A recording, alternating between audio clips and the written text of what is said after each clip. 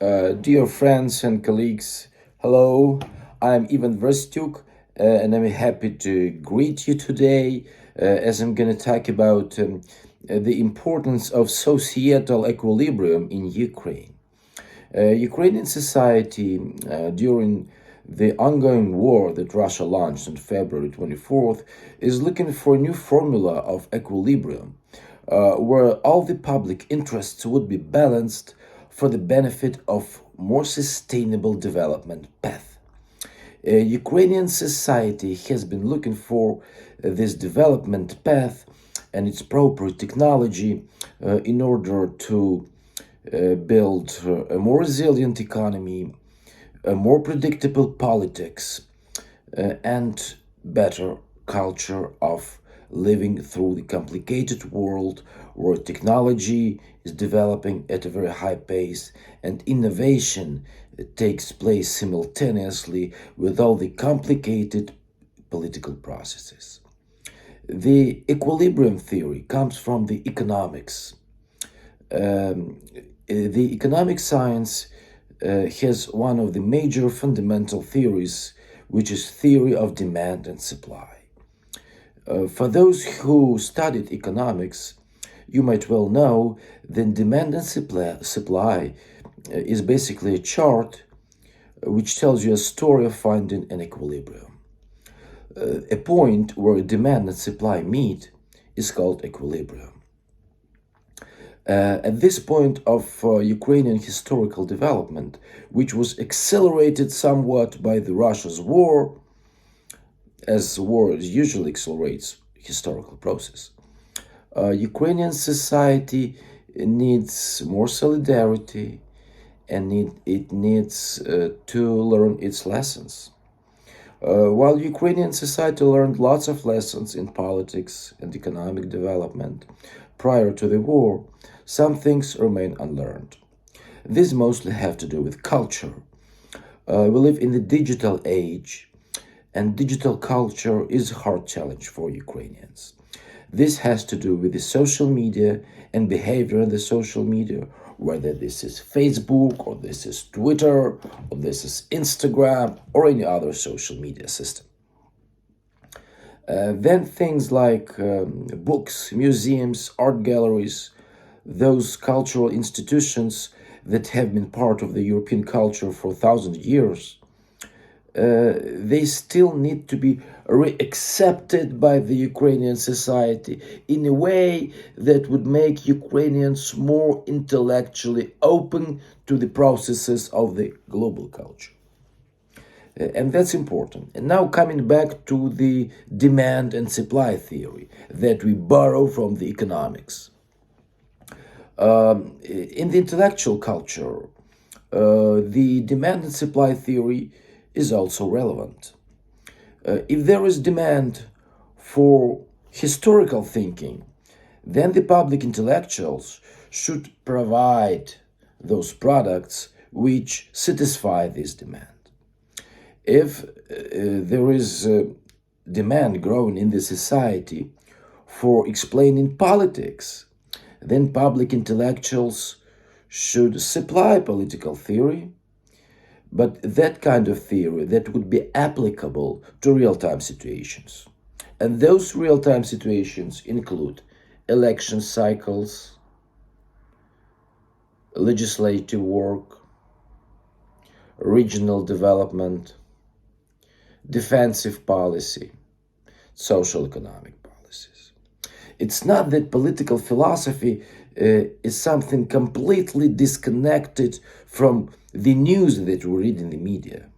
On the opposite, political philosophy is a system of answers to the problems raised by the media, raised by the news, raised by the articles we read each day. I do a lot of reading each day. I read lots of media, whether Ukrainian media or international media. I read a lot of things on social media as well. That's important. You can't build proper theory that explains complicated things if you live in an ivory tower of own intellectual presuppositions.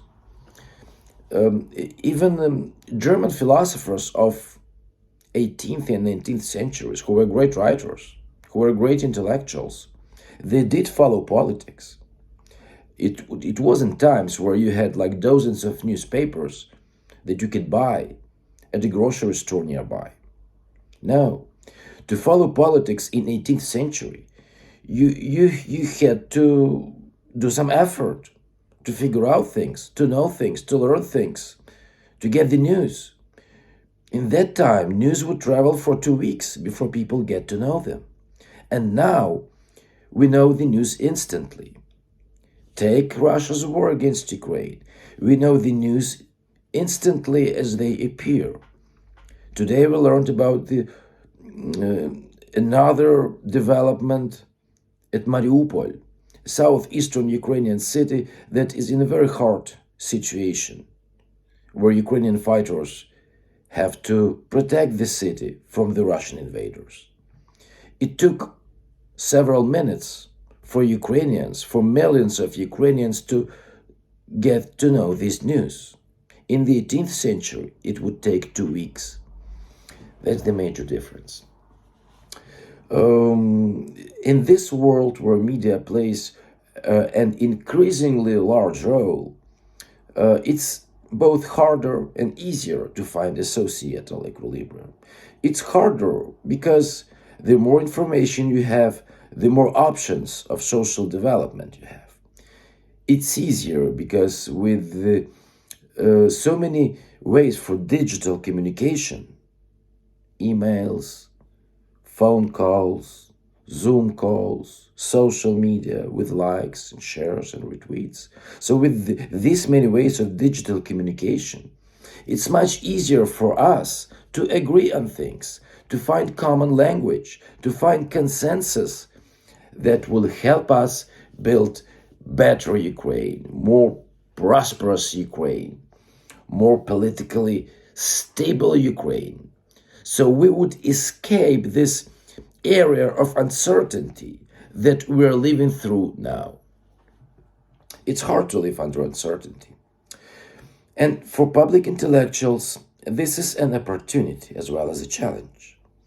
When people feel uncertainty, they can't do any planning, whether this is their family budget, whether this is looking for a job, whether this is looking for some cultural entertainment that also takes place during the war. People watch Netflix during the war. That's not surprising, for me at least.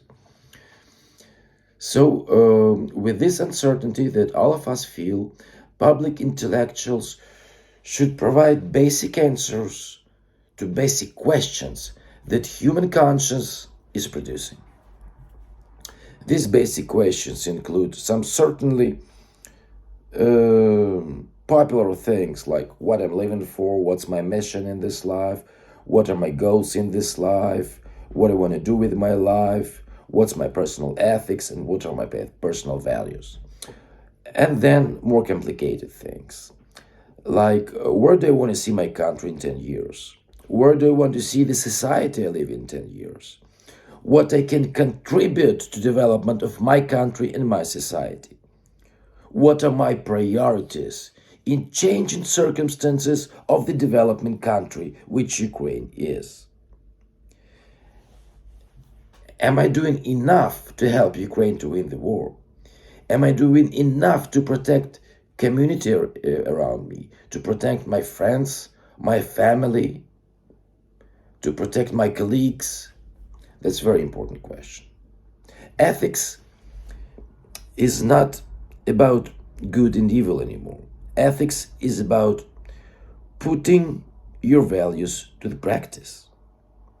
It's no better time to practice ethical thinking than the war. War shows you whether a person has good intentions or bad intentions. War shows this very easily. So for those public intellectuals who focus on ethical theory, the war provides some very interesting material for analysis and for intellectual products. Ukrainians do need intellectual products to find a better societal equilibrium. That kind of equilibrium that would be comprehensive and that would help all kinds of demand meet all kinds of supply.